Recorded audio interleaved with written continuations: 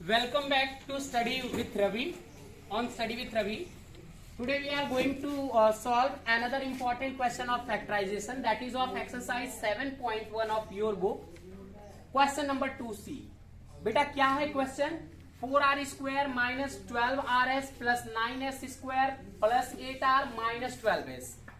तो ऐसे क्वेश्चंस को कैसे करते हैं? तो हमने देखा यहाँ पे 5 टर्म्स हैं और एक के अलावा 1 के अलावा कुछ भी इनका एचसीएफ नहीं है.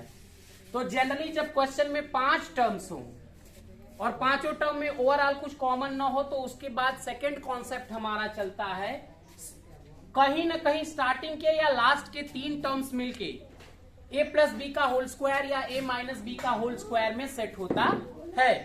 और जो 2 टर्म्स बचे रहते हैं उनका जब एचसीएफ हम कॉमन लेते हैं तो वही सेम नंबर हमको मिल जाता है जिसका हमने a प्लस बी का होल स्क्वायर या a माइनस बी का होल स्क्वायर किया था. चलिए देखते हैं. देखिए जैसे स्टार्टिंग के ये 3 टर्म्स जो है ना, इसमें जैसा हमने पहले देखा था कि 3 टर्म्स में से अगर 2 टर्म परफेक्ट स्क्वायर है तो पॉसिबिलिटी है कि वो एक्सप्रेशन क्या हो गया, a प्लस बी का होल स्क्वायर या a माइनस बी के होल स्क्वायर में सेट होगा. तो देखिए यहाँ पे 4r स्क्वायर परफेक्ट स्क्वायर है और 9s स्क्वायर भी परफेक्ट स्क्वायर है. तो इन तीनों टर्म्स से मिलके a प्लस बी का होल स्क्वायर या a माइनस बी के होल स्क्वायर में सेट होने के चांसेस है. चलिए देखते हैं. 4r स्क्वायर को हम 2r का कंप्लीट स्क्वायर लिख सकते हैं. फिर अभी बीच वाले टर्म 2ab को छोड़ देते हैं. 9s स्क्वायर को हम 3s का कंप्लीट स्क्वायर लिख सकते हैं. 3s का कंप्लीट स्क्वायर लिख सकते हैं. अब हमें a स्क्वायर मिल गया प्लस b स्क्वायर मिल गया तो ये 2ab होना चाहिए, प्लस 2ab या माइनस 2ab. तो यहाँ माइनस का साइन है, मीन्स ये माइनस हो गया, माइनस 2ab होना चाहिए. यानी माइनस 2 इंटू a की जगह क्या है 2r, इंटू b की जगह क्या है 3s. तो ये हो गया 2ab. अब देखिए ये मिल के बराबर आना चाहिए मिडिल टर्म के, यानी कि 12rs के बराबर आना चाहिए. तो 2 2 जा 4, 4 3 जा 12, 12rs माइनस 12rs. मतलब ये तीनों टर्म मिलके क्या हो गए 2r माइनस 3s का होल स्क्वायर हो गए. ये तीनों टर्म मिलके 2r माइनस 3s का होल स्क्वायर हो गए. और जैसा मैंने बताया था कि बाकी जो 2 टर्म्स बचेंगे जब उनका आप एचसीएफ कॉमन लोगे तो यही सेम नंबर आपको ब्रैकेट में मिलेगा.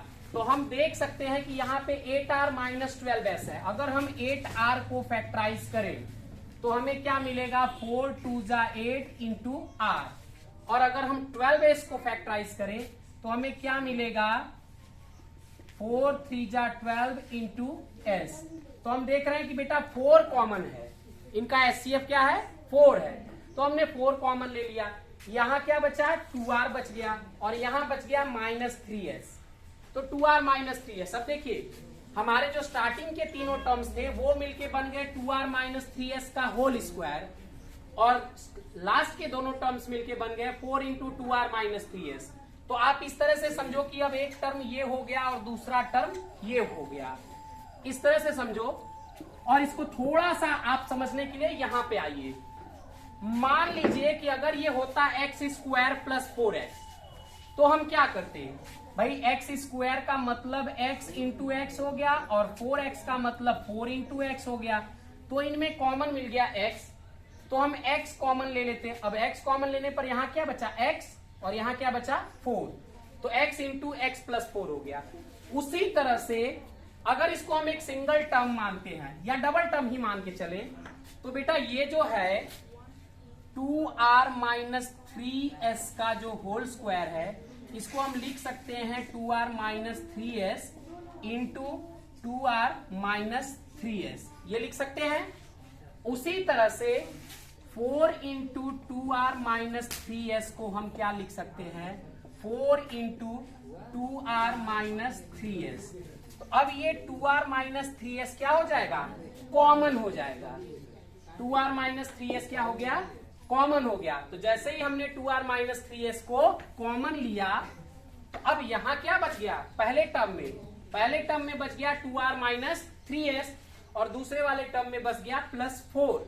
तो यही 2r माइनस 3s को कॉमन लेने पर बचेगा 2r माइनस 3s प्लस 4.